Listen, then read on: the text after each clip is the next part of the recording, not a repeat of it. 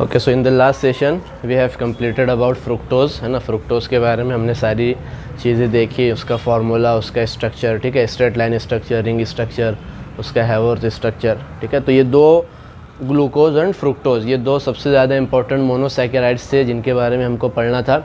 Now we will move to the disaccharides, है ना। अब हम लोग डायसैकेराइड्स के बारे में देखेंगे। अच्छा, अब आप नाम से ही देखिए समझ में आता है, डाई का मतलब होता है दो, और हमने क्लासिफिकेशन में भी देखें। सो डायसैकेराइड कैसे होंगे? डायसैकेराइड ऐसे कार्बोहाइड्रेट्स हैं जब उनका हाइड्रोलिसिस किया जाएगा या वाटर के साथ उनकी रिएक्शन की जाएगी तो हमको क्या देंगे? दो मोनोसैकेराइड्स देंगे, ठीक है। डाई मतलब दो, तो दो जो है मोनोसैकेराइड देंगे जब उनका हाइड्रोलिसिस होगा, ओके, रिएक्शन विथ वाटर होगी। So disaccharides gives 2 units of monosaccharides, ठीक है। They gives 2 units of monosaccharides on hydrolysis. अच्छा, अब देखो जब हाइड्रोलिसिस होगा तो डायसैकेराइड तो एक सिंगल मॉलिक्यूल होगा ना। देखिए कैसा होगा, let's say this is my डायसैकेराइड, इस तरीके से है। अब इसके ऊपर वाटर के साथ इसकी रिएक्शन होगी तो ये कन्वर्ट होगा किसके अंदर? 2 यूनिट्स ऑफ मोनोसैकेराइड। तब जब एक सिंगल यूनिट था ये, तो बीच में कुछ ना कुछ लिंकेज तो होगी, समझ में आती है बात। This is 1 unit, this is 1 unit, बीच में कुछ ना कुछ लिंकेज होगी। जब वाटर के साथ रिएक्शन करते हैं तो वो लिंकेज ब्रेक होती है और 2 मोनोसैकेराइड बनते हैं। तो ये जो लिंकेज है मोनोसैकेराइड्स के बीच की, that is called as glycosidic linkage, ठीक है। ये इंपॉर्टेंट टर्म है, इसको याद रखना। ग्लाइकोसिडिक लिंकेज क्या होती है कि जो 2 मोनोसैकेराइड की यूनिट को आपस में जोड़ कर रखती है before hydrolysis, that linkage is called as glycosidic linkage, ठीक है। तो हम लोग देखेंगे एक्चुअल में कि ग्लाइकोसिडिक लिंकेज वगैरह क्या होती है जब उसका स्ट्रक्चर देखेंगे। तो ये 2 चीज़ याद रखिए, disaccharides gives 2 units of monosaccharides, okay, after hydrolysis, and they have glycosidic linkage in them, okay. उसमें 3 सबसे ज़्यादा इंपॉर्टेंट डायसैकेराइड जो आपके सिलेबस में हमको पढ़ना है वो है सुक्रोज, माल्टोज एंड लैक्टोज। ये तीनों के तीनों क्या है?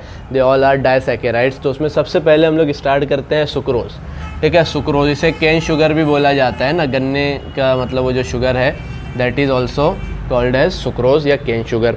अब देखिए सुक्रोज का फार्मूला है हमारे पास C12H22O11, this is the formula for sucrose ना, C12H22O11। जब इस और दूसरी चीज़, this is the dextro rotatory compound, ठीक है। ये ग्लूकोज कैसा है? This is the dextro rotatory compound. Dextro rotatory compound मतलब क्या? कि जो प्लेन पोलराइज्ड लाइट को क्लॉकवाइज क्या करेगा? उसको रोटेट करेगा। That compound is called as dextro rotatory compound. और वो कितना जो है रोटेट करता है?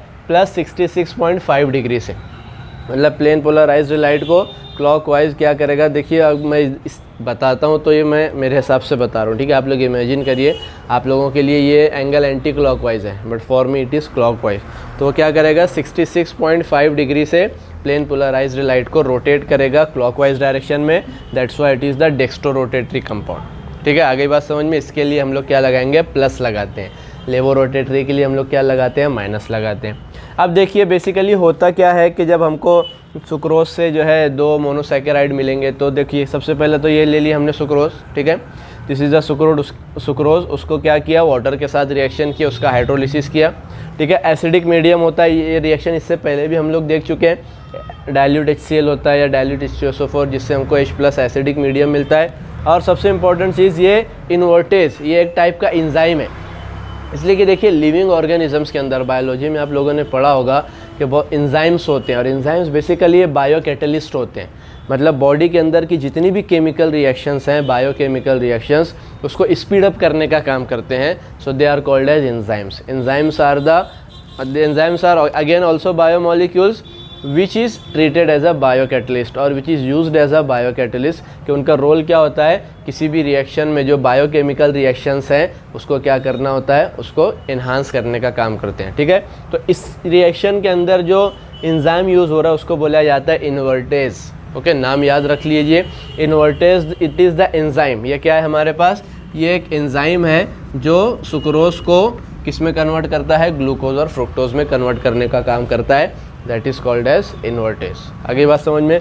अब देखिए यहाँ पर C12H22O11 ये सुक्रोज है, उसकी रिएक्शन हमने कराई वाटर के साथ इस कंडीशन में, तो हमको 2 यूनिट मिलेगी मोनोसैकेराइड्स की। यस, अब देखिए ज़रा C12 और अगर इनको मिलाऊंगा तो H24 और O कितना हो जाएगा? 11।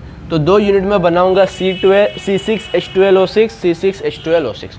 अब दोनों तरफ देखिए कार्बन 12 है, कार्बन 12 है, हाइड्रोजन 22 + 2 24 है, 12 + 12 24, ऑक्सीजन यहाँ पर 12 है, ऑक्सीजन यहाँ पर भी 12 है। तो 2 यूनिट मुझको मिली C6H12O6 और 1 यूनिट C6H12O6। तो याद रखना जब भी सुक्रोज का हाइड्रोलिसिस होगा तो जो 2 मोनोसैकेराइड्स मिलेंगे उसमें से एक होगा अल्फ़ा डी ग्लूकोज और दूसरा होगा बीटा डी फ्रुक्टोज। ये फिक्स है, बहुत इंपॉर्टेंट है, हर एक का आप लोगों को याद रखना पड़ेगा। 3 ही तो है, याद रखने में क्या मुश्किल है ना। सुक्रोज का, लैक्टोज का और माल्टोज का याद रखना है, 2 कंपाउंड। तो याद रखिए जब भी सुक्रोज का हाइड्रोलिसिस होगा हमको जो 2 मोनोसैकेराइड्स मिलेंगे, first monosaccharide is alpha D glucose and the second monosaccharide is beta D fructose. अब प्लस माइनस अभी नहीं लगा रहा हूँ मैं, सिर्फ अल्फ़ा डी बीटा डी के फॉर्म में बात करने वाले। समझ में आती है बात। तो अल्फ़ा डी ग्लूकोज और बीटा डी फ्रुक्टोज ये क्या मिलेंगे, ये 2 मोनोसैकेराइड्स हमको यहाँ पर मिलने वाले हैं। आती है बात समझ में। तो ये रिएक्शन को याद रखिए कि when sucrose is hydrolysed it will produce alpha D glucose and beta D fructose.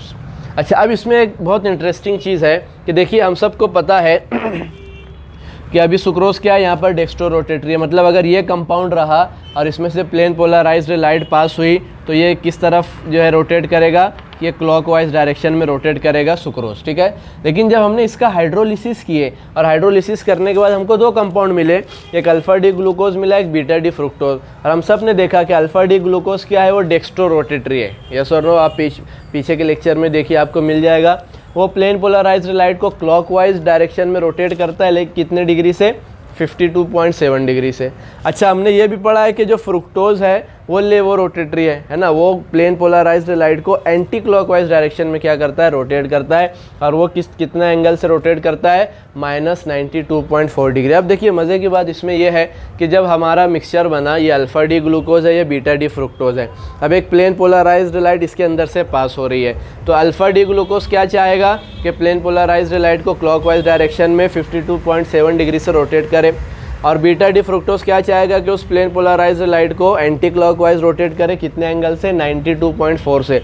अब एक बात बताइए, जब ये ग्लूकोज इधर घुमाना चाह रहा है और फ्रुक्टोज इधर घुमाना चाह रहा है तो किस तरफ घूमेगी लाइट, जिसका एंगल ज़्यादा होगा। ऑब्वियस बात है ना, ये ज़्यादा एंगल से घुमाना चाह रहे हैं ना। ये देखो, ये +52.7 और ये 92 बहुत ज़्यादा हो रहा है, तो इसकी पावर ज़्यादा होगी। समझ में आती है बात।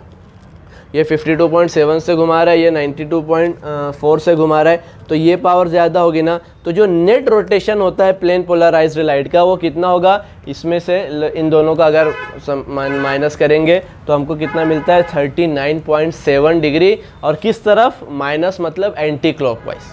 समझ में आती है बात। तो जब ये मिक्सचर के अंदर से प्लेन पोलराइज्ड लाइट जो है पास होती है ना, तो ग्लूकोज तो चाह रहा है क्लॉकवाइज जो है 52 डिग्री से घूमे, और फ्रुक्टोज चाह रहा है एंटी क्लॉकवाइज 92 डिग्री से घूमे। तो ज़्यादा बड़ा तो यही है ना। तो प्लेन पोलराइज्ड लाइट किसकी तरफ रोटेट होगी, इसकी तरफ रोटेट होगी। तो नेट एंगल जो है वो है 39.7। तो 39.7 वो भी किस तरफ, एंटी क्लॉकवाइज क्या होगी, हमारी प्लेन पोलराइज्ड लाइट रोटेट होगी। तो अब देखिए हो रहा क्या है कि जब हमारे पास सुक्रोज था, सिर्फ सुक्रोज, अभी हमने उसका हाइड्रोलिसिस नहीं किया, तो plane polarised light clockwise direction में क्या हो रही थी, रोटेट हो रही थी with an angle of 66.5 degree. लेकिन जब इसका हाइड्रोलिसिस हुआ और हमको ये जो मिक्सचर मिला, उस मिक्सचर के अंदर चूँकि फ्रुक्टोज की पावर जो है ग्लूकोज से ज़्यादा है रोटेट करने की, तो अपनी तरफ खींचेगा और वो क्या होगी, plane polarised light anti clockwise rotate होगी विद एन एंगल ऑफ 39.7। तो होने से पहले क्लॉकवाइज डायरेक्शन में घूम रहा था और हाइड्रोलिसिस के बाद में एंटी क्लॉकवाइज डायरेक्शन में, इसलिए इन्वर्ट हो गया ना। इन्वर्ट मतलब उल्टा हो गया, पलट गया। इसलिए ये जो प्रोडक्ट है उसको बोला जाता है इन्वर्ट शुगर, है ना। इस प्रोडक्ट को क्या बोला जाता है, मिक्सचर को क्या बोला जाता है, इन्वर्ट शुगर। और इस रिएक्शन को इन्वर्जन ऑफ सुक्रोज भी कहा जाता है। इस रिएक्शन को हम लोग इन्वर्जन ऑफ शुगर भी बोलते हैं। क्यों inversion of sugar, sorry inversion of sucrose, because sucrose का क्या हो गया, इन्वर्जन हो गया। सुक्रोज यहाँ पर डेक्स्ट्रो रोटेटरी था, लेकिन जैसे ही हाइड्रोलिसिस हुआ वो क्या बन गया, वो मिक्सचर बन गया laevo rotatory. That's why this reaction is called as inversion of sucrose. और इस मिक्सचर को बोला जाता है इन्वर्ट शुगर। ठीक है, आती है बात समझ में। तो इतना है, इसका स्क्रीनशॉट ले लीजिए। इसके बाद हम लोग इसके स्ट्रक्चर की तरफ मूव होंगे। ओके, नाउ हम लोग सुक्रोज का स्ट्रक्चर देखेंगे तो देखिए इसको समझाने का जो मेरा मेथड है वो है बिल्कुल रिवर्स इंजीनियरिंग, है ना। डायरेक्ट अगर हम लोग सुक्रोज का स्ट्रक्चर देखेंगे तो हो सकता है हम लोगों के लिए थोड़ा सा डिफ़िकल्ट जाए। तो हम लोग कैसे पढ़ेंगे उसको, जो सुक्रोज से जो मोनोसैकेराइड्स है ना, उन मोनोसैकेराइड्स को हम लोग आपस में ज्वाइन करके सुक्रोज बनाएंगे, है ना। ये method that is simpler method. Instead of sucrose बनाओ फिर उसके अंदर अलग अलग करके बताओ, तो ये सिंपल है। तो देखिए हम सबको पता है जब सुक्रोज का हाइड्रोलिसिस होता है तो क्या क्या मिलता है, अल्फ़ा डी ग्लूकोज और बीटा डी फ्रुक्टोज मिलता है ना। ये हम सबको पता है कि alpha D glucose and beta D fructose ये दोनों मोनोसैकेराइड्स मिलते हैं। इसका मतलब ये दोनों का आपस में ज्वाइन कर दूंगा मैं, है ना। हमने क्या किया था, सुक्रोज के अंदर वाटर को ऐड किया तो ये दोनों मिले। तो जब इन दोनों को ज्वाइन करके अंदर से बीच में से वाटर के रिमूव करूँगा तो सुक्रोज बन जाएगा। सिंपल सी चीज़ है ना। यहाँ पर क्या था, सुक्रोज प्लस वाटर, ठीक है। तो इससे क्या मिल रहा था, ग्लूकोज प्लस फ्रुक्टोज, है ना। तो अगर मैं ग्लूकोज प्लस फ्रुक्टोज को इस तरीके से रिएक्शन लिखूं तो सुक्रोज मिलेगा और साथ में वाटर का मॉलिक्यूल बाहर निकल जाएगा। समझ में आती है बात। तो अब हमको करना क्या है, इन दोनों को आपस में ज्वाइन करना है, बीच में से वाटर का मॉलिक्यूल बाहर निकालना है और हमको फिर उसके साथ जो मिलेगा स्ट्रक्चर वो हो जाएगा सुक्रोज। तो अब देखिए इसमें बेसिकली लिंकिंग कहाँ पर होती है कि ये जो अल्फ़ा डी ग्लूकोज का जो फर्स्ट कार्बन है उसका OH, ठीक है, और बीटा डी फ्रुक्टोज का जो सेकंड कार्बन है उसका OH, ये दोनों क्या होंगे, आपस में से वाटर के मॉलिक्यूल को रिमूव करेंगे और ये दोनों आपस में क्या होंगे, ज्वाइन होंगे, है ना। ये वाली लिंक और ये वाली लिंक क्या होगी, आपस में ज्वाइन होगी। देखिए ये वाला OH group first alpha D glucose के फर्स्ट कार्बन का OH ग्रुप और बीटा डी फ्रुक्टोज के सेकंड कार्बन का OH ग्रुप, ये दोनों क्या होंगे, आपस में ज्वाइन होकर वाटर मॉलिक्यूल बाहर निकालेंगे और वो दोनों आपस में क्या करेंगे, एक लिंक बनाकर ज्वाइन होंगे। देखिए ठीक है। अब लेकिन देखिए ये भी किस तरफ है, राइट हैंड साइड में है, ठीक है। ये वाला भी किस तरफ है, राइट हैंड साइड में। अब डायरेक्ट उनको तो ऐसे डायरेक्ट ऐसे ले जाकर ज्वाइन नहीं करेंगे ना।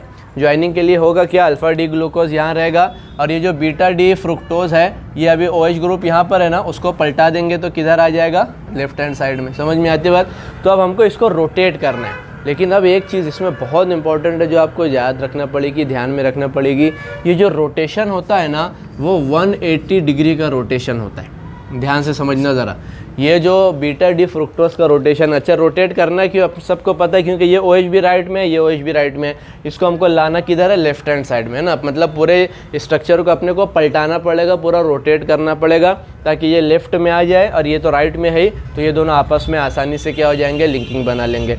तो अब ये जो रोटेशन इसका करना है, मतलब इसको जो हमको पलटाना है वो 180 डिग्री से रोटेट होता है। मतलब ये तो ऐसे तो रोटेट होगा, ठीक है। देखो ये यहाँ पर इस तरीके से है, ये ऐसे रोटेट होता है, लेकिन सारी जो लिंकिंग है ना ये भी इन्वर्ट हो जाती है, ये भी उल्टी हो जाती है। इसका मतलब क्या, जब हम लोग इसको रोटेट करेंगे ना तो ये जो नीचे जितने जो है एटम्स या कंपाउंड दिख रहे हैं वो सारे ऊपर जाएंगे और ऊपर वाले जितने भी ग्रुप्स हैं वो सारे नीचे आएंगे। ये बहुत इंपॉर्टेंट है, सिर्फ इसी में है, बाकी सारों में बहुत आसान है। तो इसको थोड़ा सा ध्यान में ये रखिए कि ये जो नीचे वाले सारे हैं ये कहाँ जाएंगे, ऊपर, और जो ऊपर वाले सारे हैं वो कहाँ पर आ जाएंगे, नीचे। और ये हमको क्या करना है, पूरा रोटेट करना है। तो देखिए इसको बनाने का एकदम सिंपल मेथड, मैं यहाँ पर स्ट्रक्चर तो सेम ही रहेगा, ठीक है। स्ट्रक्चर कुछ इस तरीके से रहेगा, ये इस तरीके से, फाइन। अब हमने क्या किया, इसको पलटाया, इसको रोटेट किया, तो कार्बन 2 वहाँ पर है तो कार्बन 2 कहाँ हो जाएगा, यहाँ पर आ जाएगा। इसी तरह उसके बाजू में कार्बन 3, उसके बाजू में कार्बन 4, उसके बाजू में कार्बन 5। देखिए मैंने ना 2 3 4 5 यहाँ था तो हमने 2 3 4 5 इसको इस तरीके से लिए।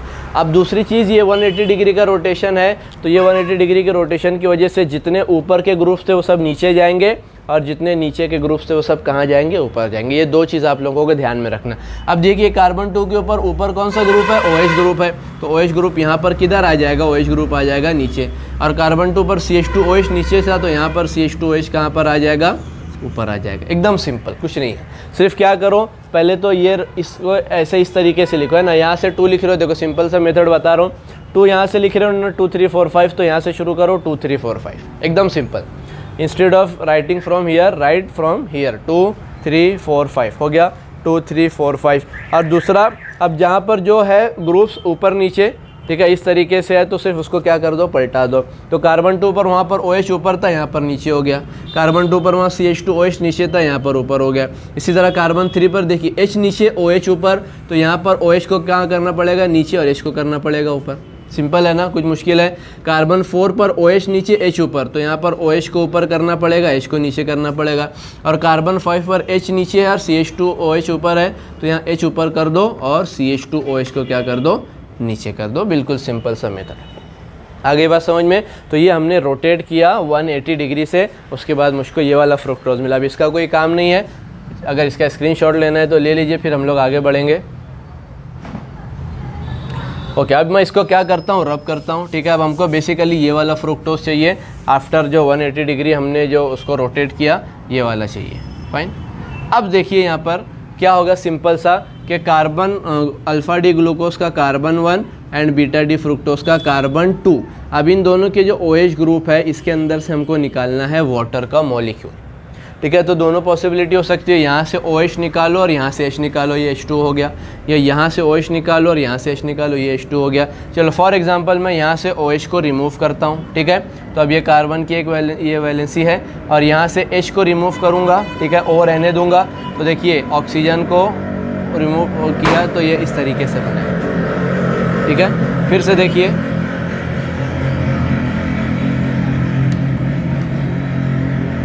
ये दोनों जगह मेरे OH है, इसमें से वाटर को रिमूव करना है। अगर मैं यहाँ से पूरा OH निकालता हूँ तो ये कार्बन की ये वैलेंसी फ्री हुई, और यहाँ से अगर H निकालूंगा तो अभी ऑक्सीजन के पास बेसिकली है क्या, OH ऐसा है ना, तो H निकाल दिया तो ऑक्सीजन की ये वैलेंसी फ्री है, ये एक वैलेंसी फ्री हुई, यहाँ से कार्बन की वैलेंसी फ्री हुई, ये दोनों आपस में आकर ज्वाइन हो जाएंगे और बीच में क्या होगा, O हो जाएगा। तो अब देखिए इसको सिंपल बनाने का जो मेथड है ये इस तरीके से होगा, ये इस तरीके का मेथड होगा। और इसके अंदर से रिमूव क्या हो गया, इसके अंदर से रिमूव हो गया -H2O। तो अब देखिए यहाँ से हमने दोनों OH में से H2O बाहर निकाला और बीच में जो है ये एक ऑक्सीजन जिसके पास बची थी, ये दोनों जो है मोनोसैकेराइड्स बीच में उस ऑक्सीजन के साथ अटैच हो गए।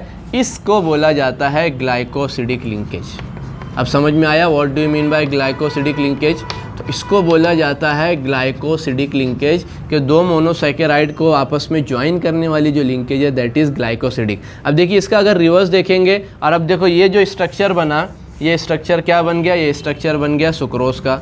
अब इसके अंदर अगर वाटर को ऐड करेंगे तो वाटर को ऐड करेंगे तो एक H लेट से यहाँ से अगर मैं ब्रेक करूँ, इसके पास H गया, इसके पास OH गया, वापस से दोनों के OH मिल गए, तो वापस से क्या होगा, हमारे मोनोसैकेराइड मिल गए। या दोनों मोनोसैकेराइड के अंदर से वाटर के मॉलिक्यूल को बाहर निकालो तो हमको क्या मिल जाएगा, sucrose. So this is the structure of sucrose. आती है बात समझ में। ये सुक्रोज का हमारा फाइनल स्ट्रक्चर है, जिसके अंदर जो है एक अल्फ़ा डी ग्लूकोज होता है, दूसरा बीटा डी फ्रुक्टोज होता है, और जब दोनों को हाइड्रोलिसिस के ज़रिए लिंकेज बनाते हैं हम लोग, so that is called as glycosidic linkage. इससे हमारा क्या बन जाता है, सुक्रोज बन जाता है।